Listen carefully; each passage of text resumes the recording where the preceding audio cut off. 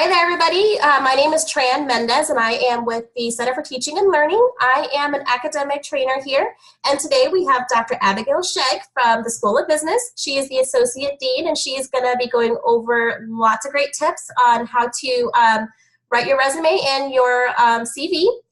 Just a couple of housekeeping items.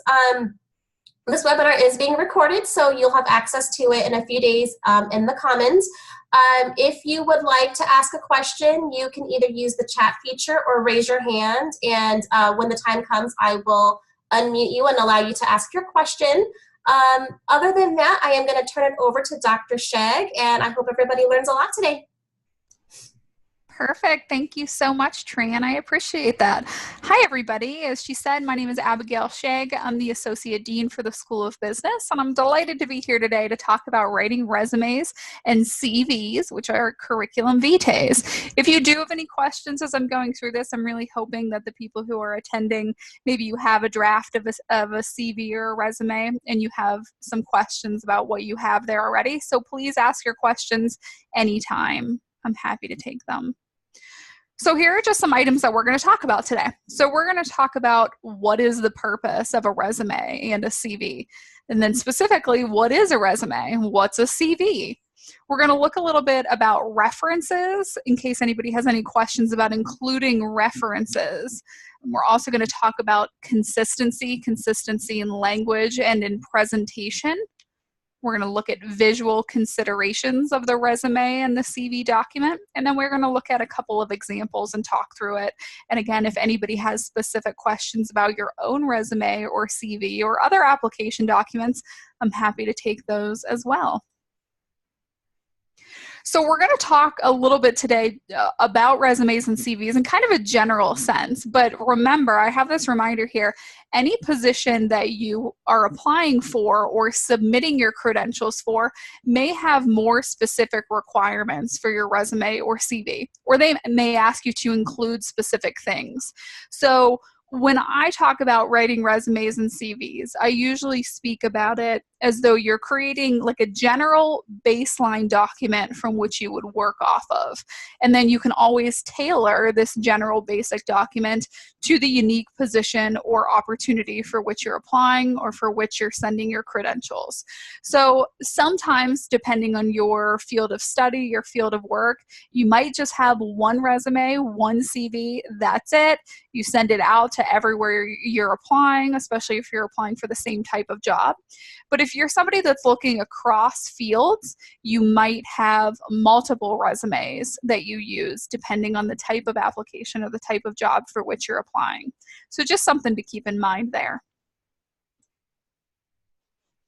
So the general purpose of this type of document, a resume or a CV, are to display your experience and your skills, and to concisely describe your professional and probably even your educational history.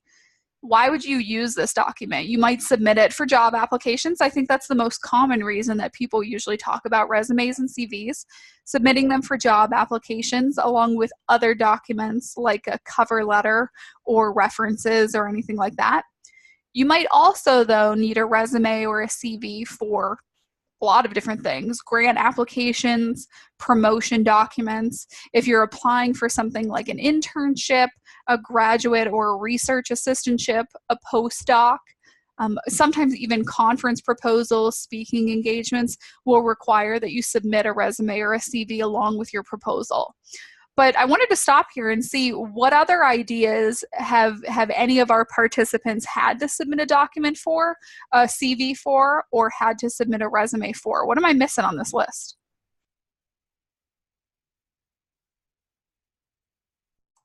And I will pull up the chat so I can see that. So please feel free to jump in the chat.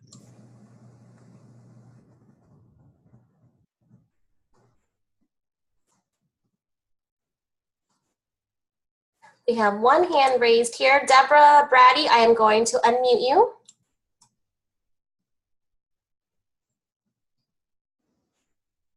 And then make sure you're unmuted on your side as well. Can you hear me now? Yes. Oh, perfect.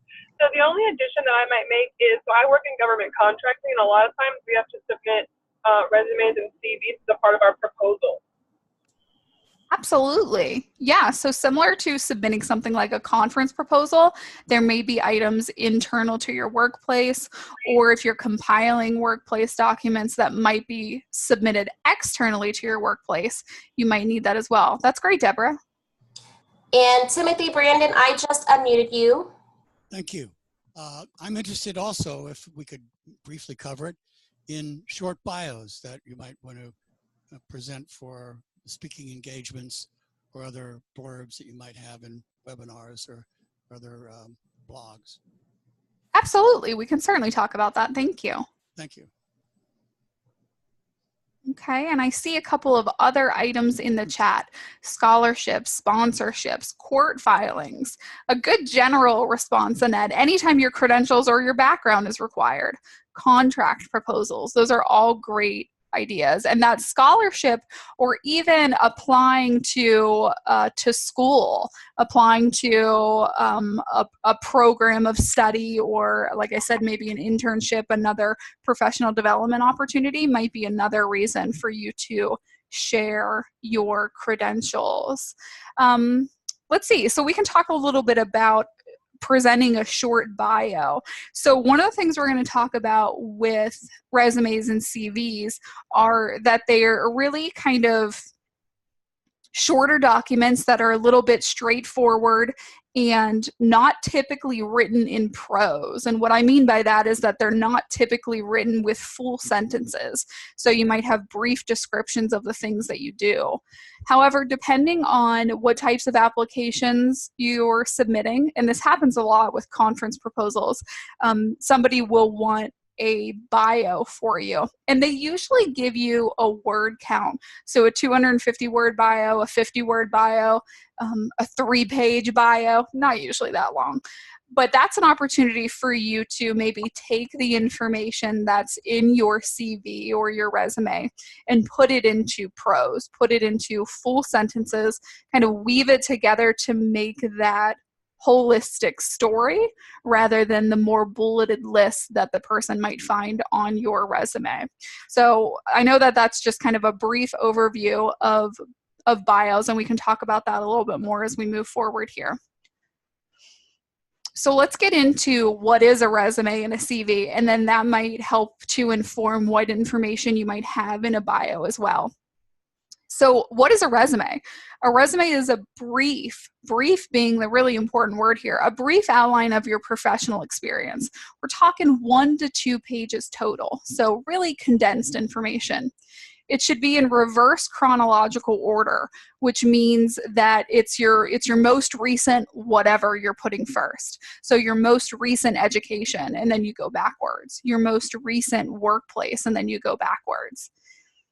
A resume typically begins with the most recent professional role as opposed to your most recent educational role. So that means, what job have you had most recently? What's your last job? What's your current job? And then, like I said before, reverse chronological order. So you progress backwards. On a resume, you want to limit the description of your roles. So again, this is going to be a 1 to 2 page document. So it doesn't give you the opportunity in that limited space to write all of the things that you ever did on a daily basis. You really want to pick and choose some of the big ideas of the role that you had at these different places and highlight those. And we'll look at some examples later. When you describe your workplace or your professional experiences, you want to start with action words. So maybe designed whatever, responsible for whatever, led this. Instead of, like I said, writing out full sentences where you might say something like, I led a team of 20 people and we did this, that, and the other thing. So you want to start with that action word and make it an incomplete sentence. It really draws the reader's attention there. Okay, let's see. I see a couple questions in the chat. Let me take a look there. Precious, those are great questions. Let me go to the next slide, which talks a little bit about CVs, and then I can answer those specifically. So what is a CV? What's a curriculum vitae? So it's a longer outline of your professional experience. It's pretty similar in structure to a resume, but it's longer. There's generally not a page limit, but you still want to use those bullet points, those action words, and brief descriptions rather than writing things out in prose. You want to stick with that reverse chronological order, but one of the big things in my experience that differentiates a CV from a resume is that a CV typically begins with your academic experience, so your education, as opposed to the resume, which started with your professional experience. And somebody might be asking, so why would you use one versus the other? The job or experience that you're applying for might ask for one or another. If it's a professional experience, it'll probably say resume. If it's an academic position, it would probably say CV. And on this slide, you can probably see why that's the case. So again, one of the things that's really highlighted in a CV is your academic experience. So if you're applying for something like a faculty position at a university, then they really need to make sure that you have the academic credentials first and foremost to support the students, to support that type of position. Let me take a look at these questions again.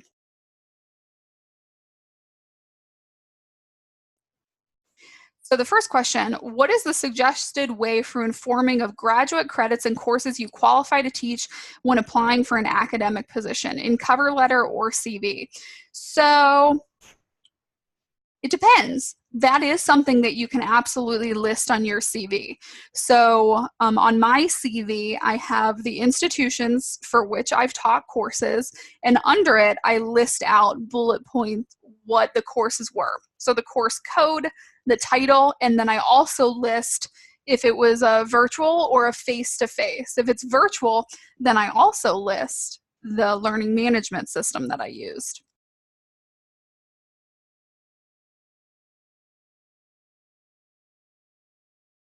If there is a particular course, type of courses, series of courses that you really want to highlight in your cover letter based off of the job application or the job description itself, then definitely the cover letter would be the place to do that, because that's where you're going to use those full sentences to really unpack the information that's on your CV.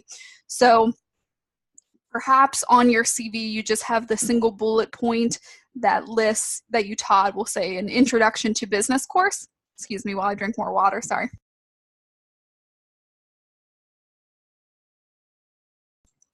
But if the job description asks if you've had any experience in designing courses, maybe you also designed that intro to business course. So you'd want to unpack that and discuss that a little bit more in your cover letter. Next question, is it recommended to apply for education jobs with ed tech grad credits? One has the education, or is it recommended to apply based on accreditation to institutional tech designs of position?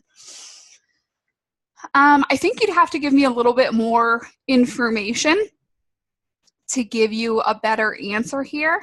A general response would be, you apply for whatever you want to apply for. And part of the goal of a resume and a CV is for you to take all of the experience that you have and put it in a light that shows that you are credentialed to do a job or that you're really interested in doing the job. And if you are applying for a position that you feel that you would be great at, but you don't quite have all of the history, all of the background that other applicants might have, that's okay, and you can say that. You can say that in your cover letter and acknowledge that you might not have this type of skill or this type of background. However, you have these other skills, this other background that would be an asset to the community or to the organization. Linda asks if we're going to show examples of CVs. Yes, I am. We're going to take a look at a couple. Okay.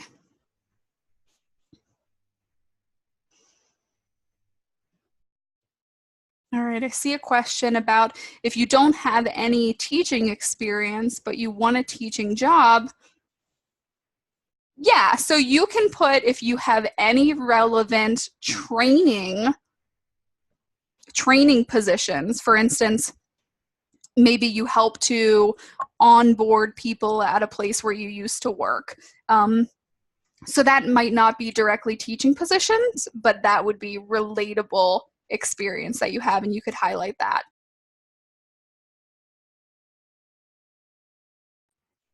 If you don't have any teaching experience, but you want to apply for something like a tenure track faculty position, it would probably be better for you to apply for positions. I mean, certainly apply for whatever you want, but it would be a good idea for you to apply to maybe some local community colleges, places that are smaller, that could allow you to maybe teach 1 or 2 courses a semester to really get your foot in the door and get a little bit more teaching experience before you move to a full-time role or a tenure track role or something like that.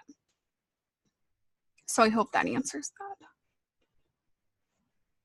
Okay.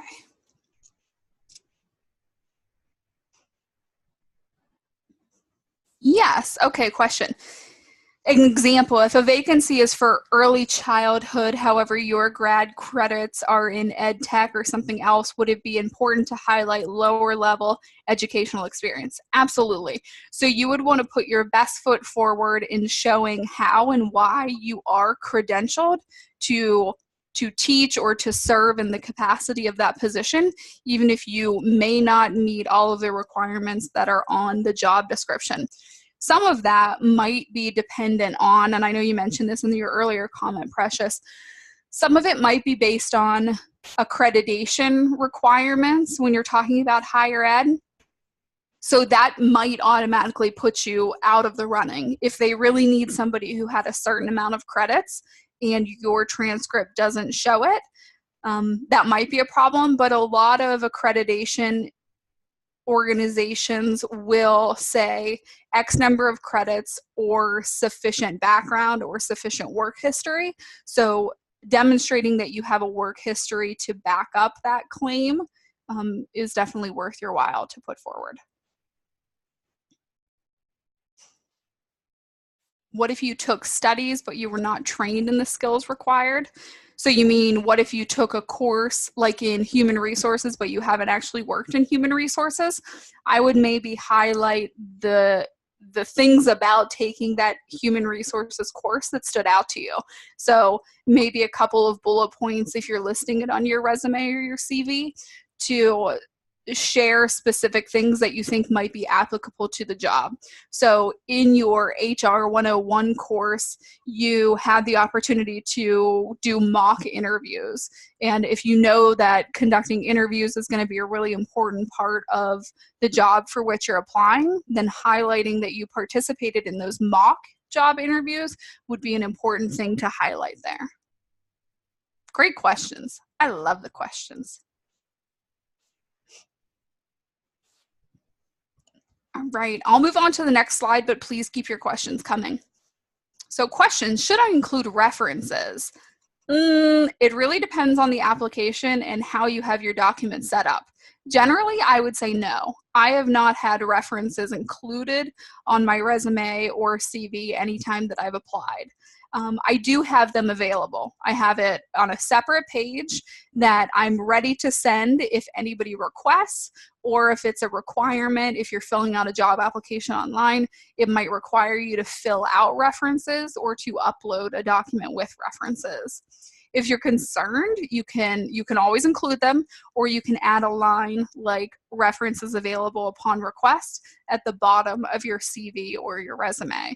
And then that just makes it perfectly clear to the person that you have it available, you're ready to send it if they need it. If you do write references available upon request, I strongly recommend that you have it prepared because if somebody emails you back and says, hey, yeah, I do want to see your references, you don't want to say, oh, geez, I don't, okay, and then take 3 days to get back to them with the document. So if it's available, if you say it's available upon request, then make sure that it is available upon request.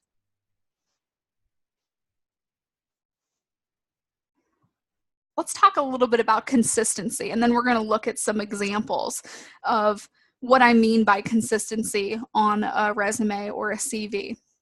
So depending on how experienced you are. We'll talk about like if you're applying for a higher ed position, maybe you have publications that you want to put forward or conference proposals that you want to put forward on your resume or your CV.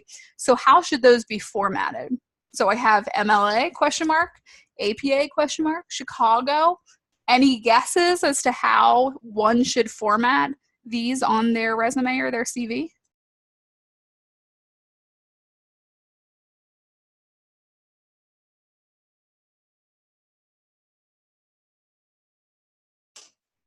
One vote for APA.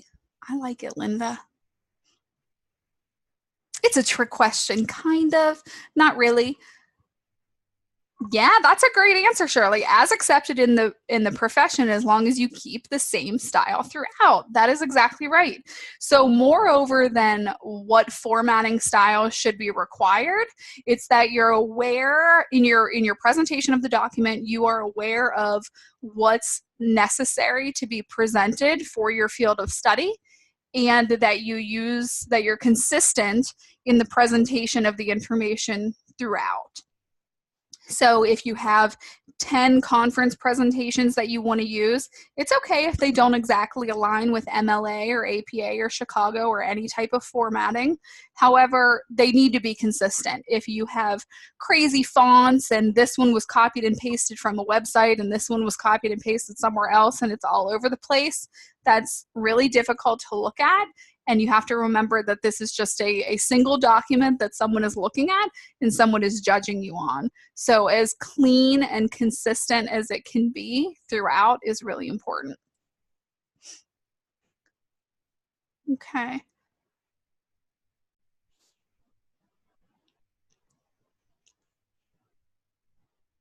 All right, references are expected to be listed in the resume.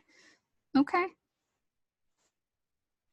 So here's an example of, this is copied and pasted from my CV.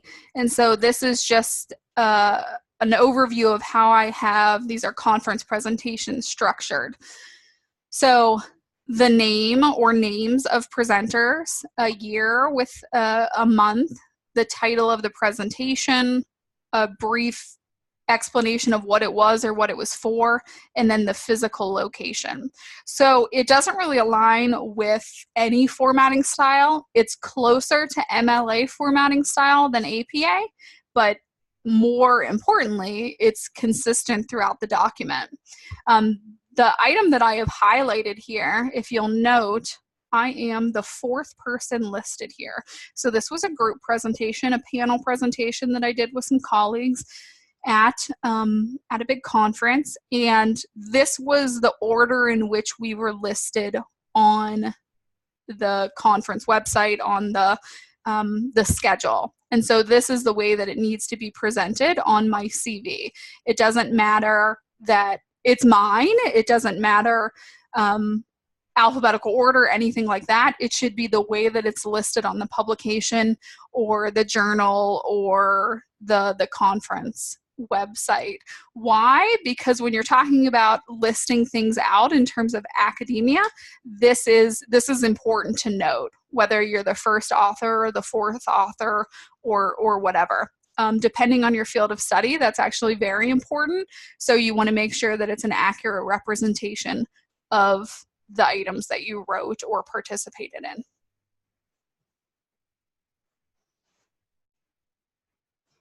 Okay, so visual considerations of the document. We talked a little bit about some of the visual considerations, such as consistency. So again, decisions may be made about you and your career with this single document. So I look at a lot of CVs. I look at a lot of CVs and resumes as I work to onboard people for the school. And the things that I look for are that they're clean, concise, and professional, generally speaking. So again, if you see lots of fonts that are busy or all over the place, you have to think about, what does that communicate? It communicates that somebody didn't really take the time to clean it up. So is that something that they're going to do or not do when they join you in the workplace? Maybe it is, maybe it isn't, but you have to remember the the purpose in which you're reviewing this, or the frame in which you're reviewing this CV and this resume, and that's to look for somebody who you think is going to be a good fit with your organization. So you want to make sure that you have your best foot forward in the presentation and layout of this document. So clean, concise, professional, consistency over complexity. So there's, I don't know if anyone's ever seen the movie Legally Blonde, but there's the whole joke that her resume is pink and it has perfume on it, it's sprayed, and they kind of make fun of her for that because they make fun of her throughout the entire movie for it. But it's an added complexity that didn't need to be there to her CV, to her resume. Really looking for, again, that clean, concise, professional, just straightforward. I generally advise people to avoid visuals and just streamline the text. We're going to look at some examples and you'll see how things look with visuals, without visuals. So people would have different opinions on this. Some people like it, and visuals may be important depending on the type of position that you're applying for. For instance, if you're applying for, we'll say, like a social media marketing position, and they really want to make sure that you have an appropriate use of visuals that you would bring into that social media marketing, maybe you do need to have them on there. If you're applying for, I don't know, we'll say like a library faculty position, maybe it just needs to be entirely text-based. So it's always going to be dependent on the position or the field in which you're applying. An important thing, make sure that your name and contact information are clearly highlighted on the document, that they're prominent, that they're easy to understand, easy to locate. And then always make sure that your email address is professional. So if you have a current personal email address that you use that's like hotkitty101, probably not the best thing to use for, we'll say, a faculty application. So you can create a whole new email address just for this if you need to. But again, always putting your best foot forward, making sure that you are professional in the way that you present yourself. So we're going to take a look at some of the templates that are on Word. So I'm actually going to pull up Word and we're going to look at some things. But first, let's see if there are any questions. Any questions, comments, concerns as of right now?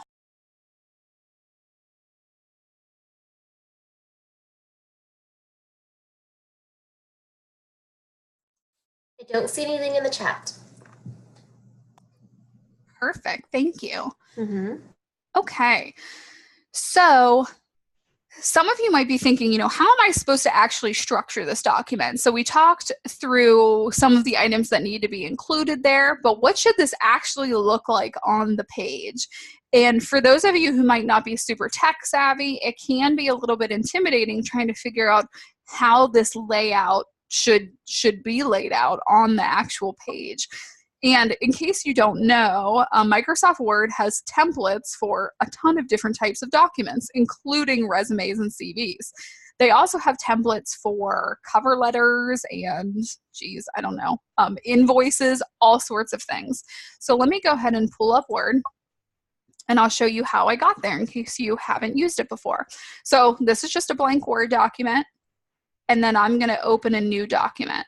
So File, New. And then here you can search for online templates. Not that you can see that I've already done this search. So I just typed in resumes, and this was that screenshot that was on the slide. So I'm gonna choose one of these so it gets bigger, but just so you can see. So like this one here looks like it's all just text, right? I really can't read. Well, I can kind of read what these categories are, but it's just text-based versus like this one that gives you maybe a place for your name and a logo, and it's got a little bit more color, a little bit more frills on here.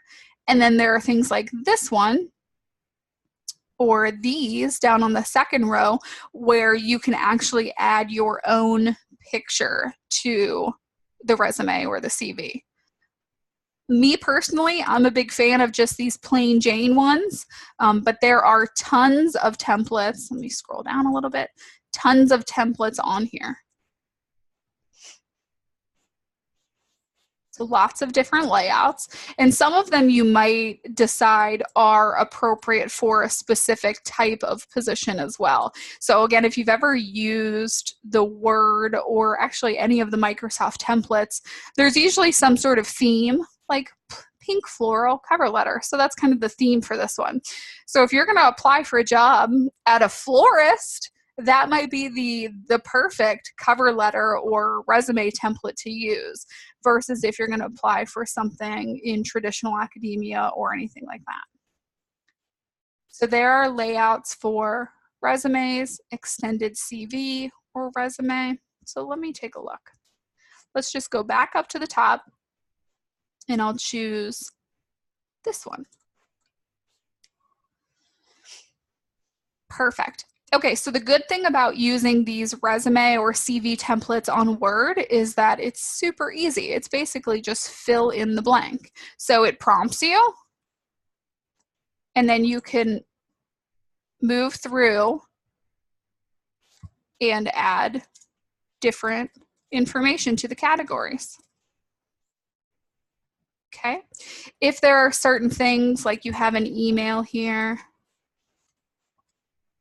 I don't have a LinkedIn profile, so maybe I'd want to remove that. And I can remove that there. But then I do want to add, do I remember my Twitter handle? I'm pretty sure it's this. Maybe no. Yeah, I think that's it. So you can add all of that. This one gives you a place to have a job description or keywords, or maybe a brief outline about yourself, or objectives. You'll see sometimes objective on the top. I'm not a big fan of that, just as another thing to add to your document. Again, because you have to remember that this is going to be a pretty concise document. But if you want to have something like an objective, again, you'll see that on the top of many of these templates. To obtain a position.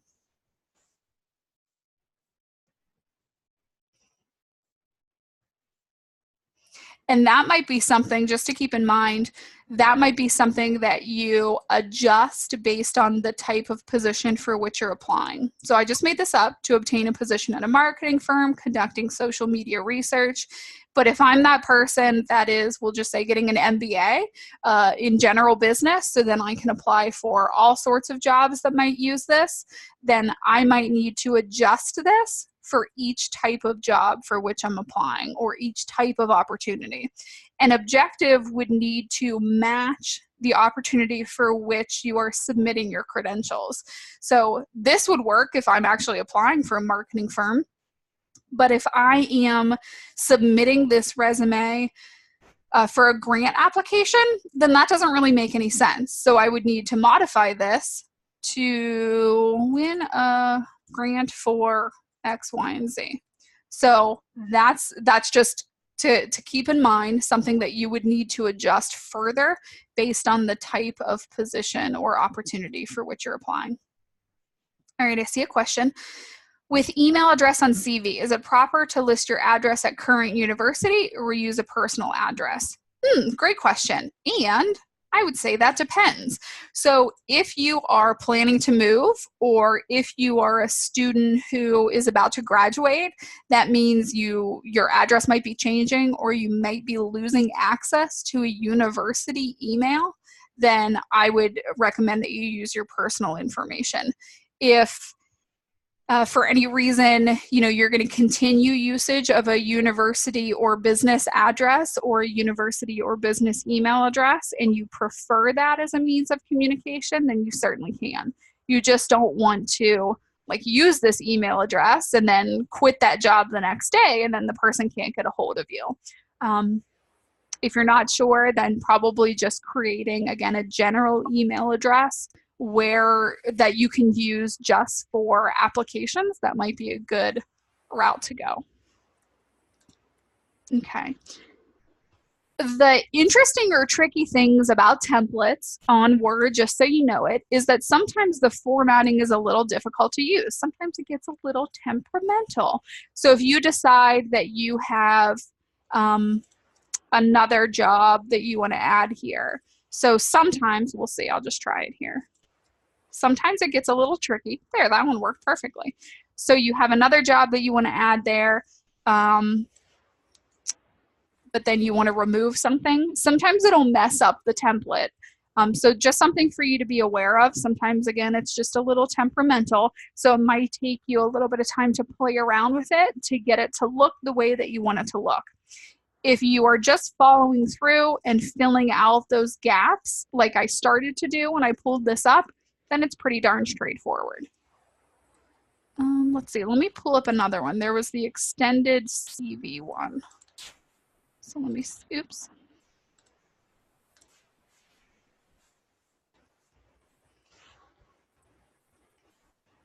Let me go back. Extended CV. Okay, cool. So this one is actually pretty plain as well. Okay, cool.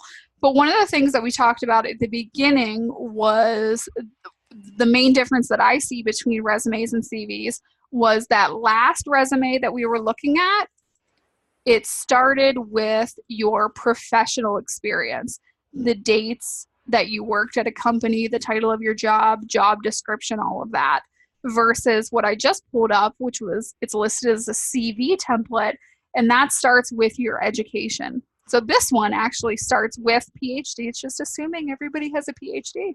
Nice. And it starts with your education. So highlighting in reverse chronological order, PhD, then going backwards to a master's degree and going backwards to a bachelor's degree. Any and all of these categories on these templates may need to be adjusted based on your experience and what you have. So for instance, let's say that you have an award that you can add here, but you don't have any fellowships. You've never gotten a fellowship. So you don't want to just have this here and leave it blank. So you would want to just remove that entire category from your resume or your CV. Because again, you're putting your best foot forward. So you don't want to draw attention to the fact that you've never had a fellowship. You want to draw attention to the awards that you have won, the grants that you have won. Thoughts on adding associate's degree, high school diplomas on CV? It depends. That's going to be my answer for a lot of things. I'm sorry, but I'll give you a couple examples. So it depends on how much education you have. So let's see. So I have a bachelor's, 2 masters, and a doctorate. So I don't list high school. So I list just the college and higher ed experience that I have educationally. I think once you get, and it's kind of the same with job experience, once you get to a certain point, then you have to limit what you include on your resume and your CV, or else this would just be ridiculously long. And you have to think about it. So when I was 15, I worked at a candy shop. So that's not relevant to really anything that I do now. I think that was my first job, working at a candy shop, counting penny candy. But it's too far back now. It's too far back in my career that it's not something that I include. I do, however, include all of the teaching positions that I have had for the past 10 years, which is a lot. So I have the educational experience that goes through all of my higher ed, and then at least 10 years of teaching and some professional positions on top of that. If you currently only hold a bachelor's, then if you have an associate's, you might want to include that. It depends on what you're applying for. So for instance, if you are currently holding a bachelor's degree, we'll say in marketing, but you have an associate's in accounting, and you want to apply for something that requires accounting background, then it would be important for you to highlight that. And that would be the case kind of across the board, whether you have experience or education that's recent or a long time ago, because again, it's always about the presentation and putting your best foot forward for the unique position or opportunity for which you're applying. Did that help?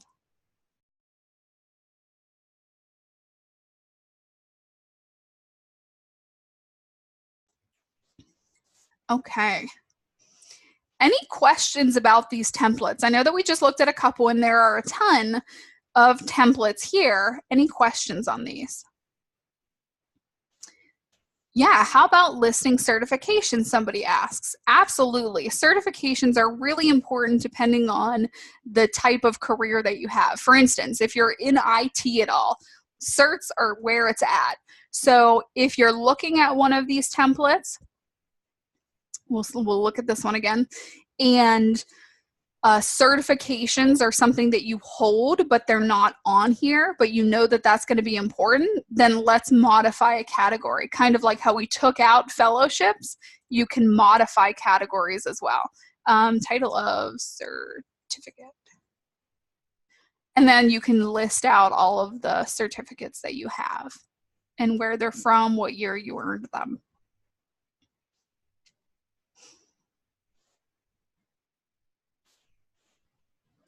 What else? Other questions about these?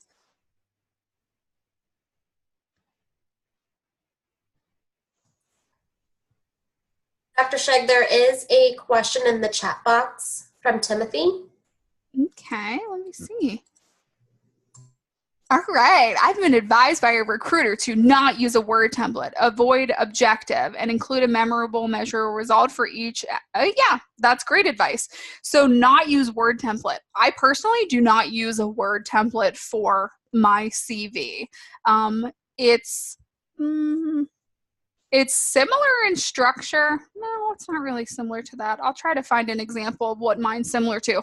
Mine's really pretty plain and straightforward. And like I talked about with some of the finicky ways that you can move or modify these templates, I found that annoying. So I just made my own. I formatted my own, and I can pull up a blank Word document and I can kind of show you what that looks like as well. Avoid objective. Yeah, I don't like it. One of the reasons that I don't like it, and I think I alluded to this, is that it becomes one more item for you to change to align with your position. However, a position might ask you to include an objective on your CV or your resume. It depends on the position. It depends on what the people want to look at and how they want to scroll. In general, I don't like them. Include a memorable, measurable result for each of the action bullet items. That's a great tip. And the reason that's a great tip is something that would probably come up in the interview should you move forward to that part of the process. So you might detail on your resume or your CV that you were involved in this huge project. But the reason that you might want to have a memorable or measurable result is you were involved in this huge project. That's great. But was it a success? Was it a failure? Did you learn things about it? Did you have KPIs or goals that you were aiming for and you met them or you did not meet them? So that kind of stuff is important to note, or it's likely a question that you would get in your interview. So they might look at your CV or your resume and say, I see that you were involved in this huge project. Can you tell me about the successes and the failures associated with this project? Or what did you identify as the strengths and the weaknesses of that project? So you might get additional questions there as well. How about including certification with the education? Absolutely, Felicia, that's a great idea. So you could modify, let me go back to the other template. You could modify this and maybe you earned certificates here because you would want to have it in reverse chronological order. Certificate. And then where you earned it from and follow the same template that these other items have. Yeah, you can absolutely include it there. How should you list continuing education for psychology or other fields like that? Yeah, great question. So for fields of study that have required CE credits, continuing education credits or professional development credits, let's see. You could do it in a few different ways. So if it's something that's required for your actual degree for you to continue holding a specific credential, then you might want to add it there. It would be more likely that it would probably make sense to have a category all by itself. So instead of having, or let's see, let me scroll down here. Teaching experience. So I'm not having a whole other category on your document. Like, let's assume you don't have any patents. That's kind of unusual. So you might instead list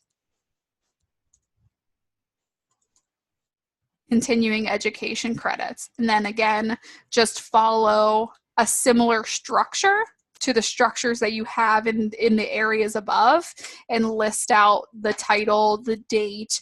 If you have to log like CE or CEU credits, like this one was 2 credits, this one was 5 credits, and that's important for your credential, then you can log that on here as well.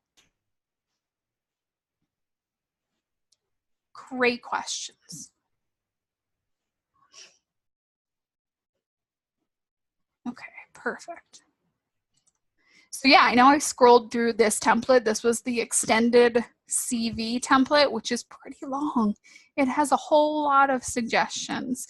And this is also helpful if you're relatively new to a field, but you want to get a good idea of what are the types of things I should be doing to prepare for X type of job.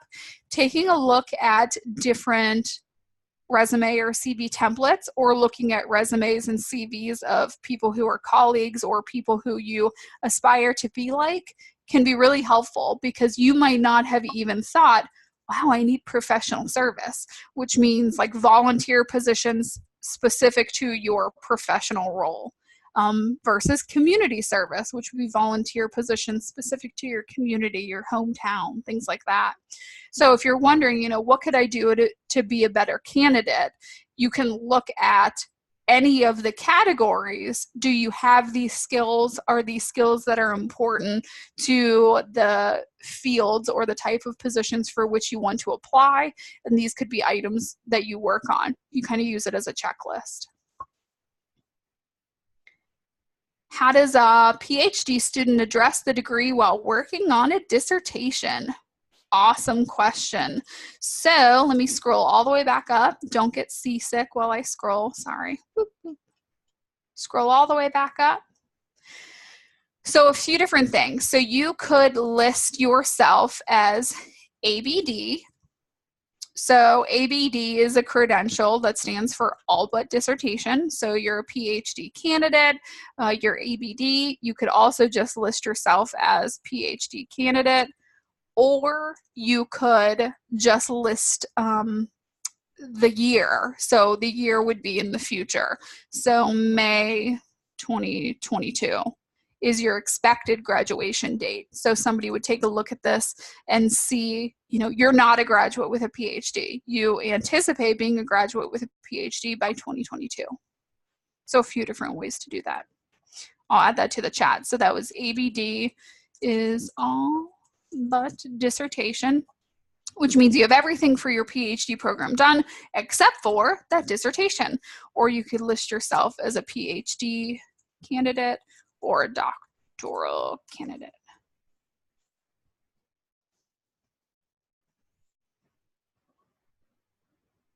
Okay, let me jump back over here. Let's scroll back down.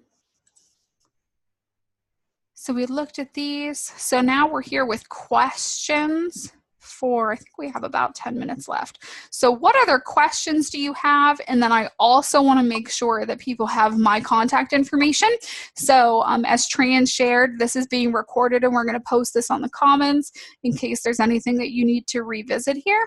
But this is my contact information if you need me, my email address.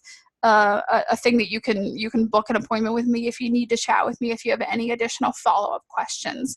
But what other questions or hypotheticals do you have, specific questions about your application, CVs, anything like that?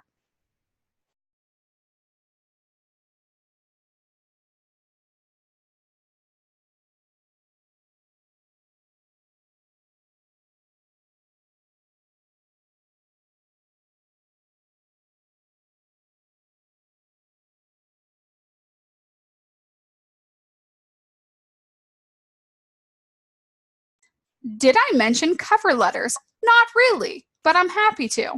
So a cover letter is typically submitted in conjunction with other documents. So in conjunction with a CV or a resume. And a cover letter is a formal letter in which you would take some of the highlights of your resume or your CV and again put them into prose, put them into full sentences and full paragraphs. There's probably, let's pull up Word again. There are many a template. So you're not required to use templates for any reason at all, but it could be something that's helpful if you've never constructed something. So you'll notice I just typed in cover letter. Some of these are cover letters, like this one, a cover letter that mimics the same format as the resume template that it gives. So when I said my personal resume and CV is super plain, super lame-o. Mine's similar to my cover letter in look, in that my cover letter is also just plain, and I use the same font on both, so that if I'm giving somebody a packet, an application packet for something that would include my resume and my cover letter and any other documents, it looks like a cohesive document by having this same layout or at least the same font tied throughout.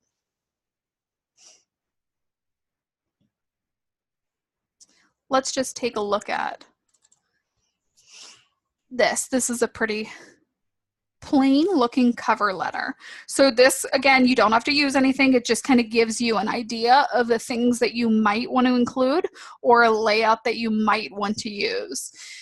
You always want to use the cover letter as an opportunity to really highlight some of the things that you feel make you a great candidate for a position or the right person to choose for whatever it is that you're sharing this for. So remember, because you're so limited on that resume and that CV, you might only have 1 or 2 bullet points that talks about that really important project. So this is where you have an opportunity to really unpack that important project and talk about it took us 5 years and it was strategic planning across multiple committees, and these are all the things that we did, the checkpoints that we had along the way, and we presented to these internal and external stakeholders. So you can talk about it in a larger place on your cover letter. In that CV or resume, you're really limited to those action items, those bullet points. How do I get the templates? Okay, so let's see. So these are all Word templates. So if you don't have Word, you can go, per your CTL tip of the week, to the University Services module of NCU1, and then there's a Student Technology Center, Student Technology Resource Area, and you can get access to any of the MS, the Microsoft Office items if you need it, so PowerPoint, Word, and that. So once you have Word open, so this is just my plain, I just opened Word right off my computer. Then you go to File and New, like you're going to open a new document. And instead of opening a new blank document, you can search for templates. So a search for a type of things. And as you can see, they give you many suggestions of what you might be looking for. Tons of things here if you haven't played around with it.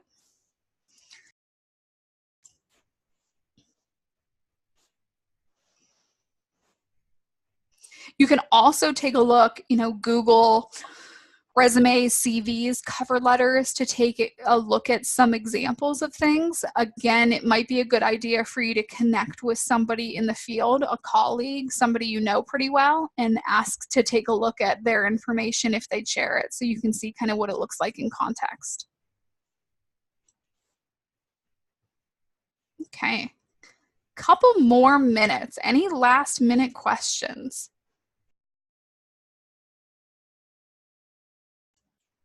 There are a lot of things that are really truly individualized to you, the candidate, the applicant, and to positions or fields of study.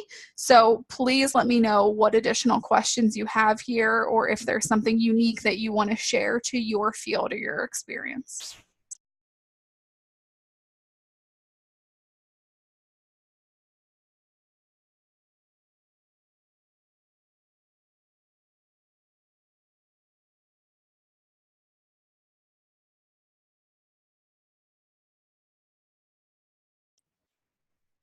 Okay, perfect. Doesn't look like we have any more questions. So, Tran, do you see any other questions, or I can turn the floor back to you? No, I don't see anything on my side. Remember, you can use the chat or you can raise your hand. I'm more than happy to unmute you so that you can ask your question directly.